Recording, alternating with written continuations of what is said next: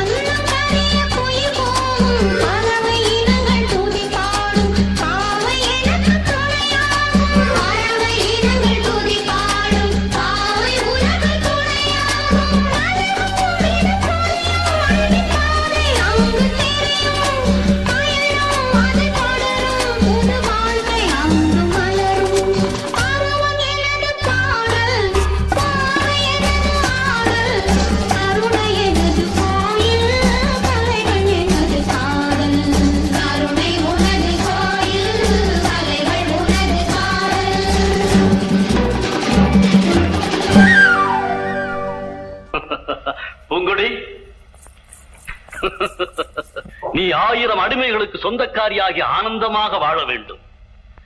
அதை இந்த செங்கப்பன் பார்த்து மகிழ வேண்டும்.